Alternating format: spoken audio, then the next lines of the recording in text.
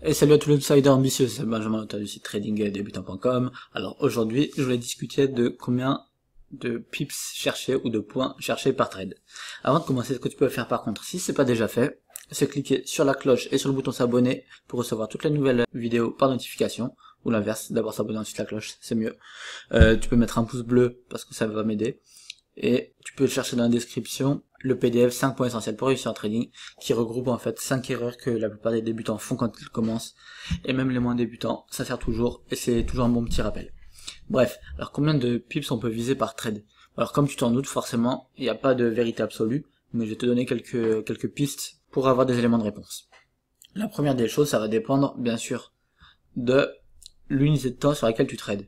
Comme là, par exemple. On est sur l'euro GBP en 1 minute. Tu te doutes bien qu'en 1 minute, tu vas pas prendre les mêmes profits, ou le même nombre de pips, puisqu'on est sur le Forex, que sur l'euro GBP en weekly, par exemple, qui est l'unité de temps hebdomadaire. Comment est-ce qu'on peut avoir une idée de tout ça?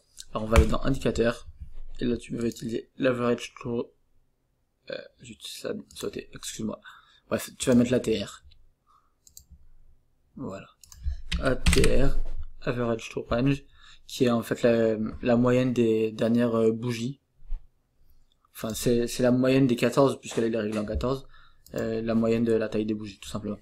Là, on est en weekly, donc on peut voir qu'on est à peu près à... Ah ben non, c'est écrit ici.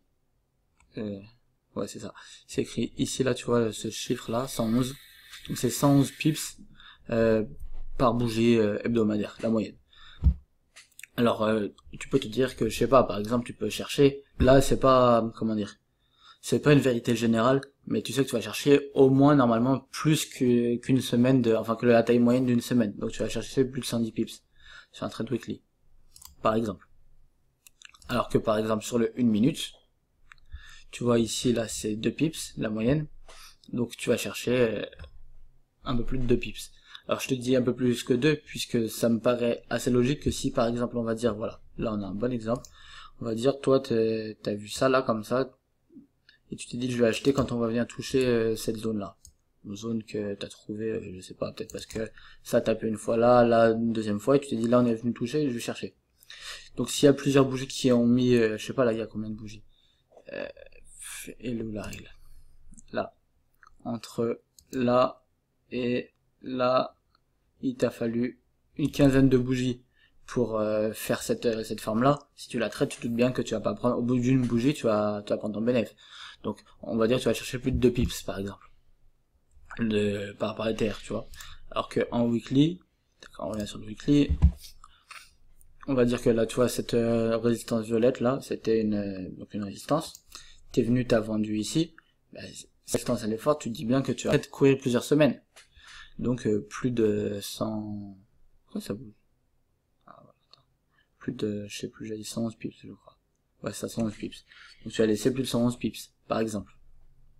Après, ça peut être une première des choses. Par exemple, je sais pas, tu vas te dire, je vise 1,5 fois la TR, par exemple. Hein. Y a pas de règle, c'est même pas ce que j'utilise, mais ça peut être une solution si vraiment t'as aucune idée de comment prendre des bénéfices, par exemple. Ensuite, tu peux aussi, par exemple, prendre en fonction des supports et résistances. Mais encore une fois, un support de résistance comment ça s'appelle, en weekly, c'est plus éloigné qu'un support de résistance en daily. Ou, enfin, en daily, non, en 1 minute, par exemple. Enfin, oui, c'est normalement daily aussi, mais ça dépend, bref. Mais le 1 minute comparé au weekly, c'est logique, tu vois. Donc, tu peux te servir de ça. Voilà, pour choisir combien de pips à peu près tu vas chercher. Tu vas dire jusqu'à cette résistance là, par exemple, ou tu peux donner un nombre aléatoire, ou peu importe. Après aussi, ce qui va dépendre, bien sûr, c'est la paire que tu trades. Parce que par exemple, là, tu vois, on est sur l'euro livre en weekly, avec un ATR 14 de 111. Si on va sur... je sais. Si on va sur GBP NZD, par exemple, qui est aussi la livre face au dollar néo-zélandais, tu vas voir que là, la TR, il est de 305. Donc forcément, tu vas prendre de plus grosses, comment dire, enfin, tu prendras plus de pips à chaque fois. Donc même ça, dire, ouais, moi je gagne 200 pips par trade en moyenne, c'est là que tu vois que ça vaut rien, parce que 200 pips si tu fais du weekly swing trading sur le GBP NZD, ça n'a aucun rapport avec si tu fais même sur l'euro GBP, tu vois. Donc voilà, ça fait partie des choses à prendre en compte. Ton unité de temps, la paire que tu trades ou les paires que tu trades, et après le stop aussi. C'est-à-dire si par exemple après encore une fois il n'y a pas de vérité, parce que je suis pas le genre de personne qui va te dire faut forcément avoir un ratio de 2, etc. Mais par exemple si tu prends des stops à c'est combien, je sais pas, 200 pips, tu vas te dire je vais peut-être pas essayer de gagner 10 pips non plus, tu vois, ou je vais pas essayer de gagner 5 pips. Alors que si tu prends des trades à 10 pips en une minute par exemple, bah c'est plus logique de chercher 5, 10, 20 pips de profit avec un stop à 10 plutôt que d'aller chercher 200 pips. Donc voilà. Après, comme je te dis, il n'y a pas de vérité générale. Mais voilà, c'est des choses à prendre en compte. Donc je te résume si tu veux. La paire que tu trades, l'unité de temps pardon que tu trades, la proximité des supports et résistances qui arrivent, et la distance de ton stop. Voilà.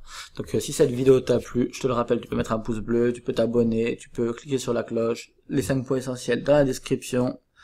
Partage cette vidéo sur Facebook ou Twitter. Et sur ce, passe de bons trades et à la prochaine. Ciao.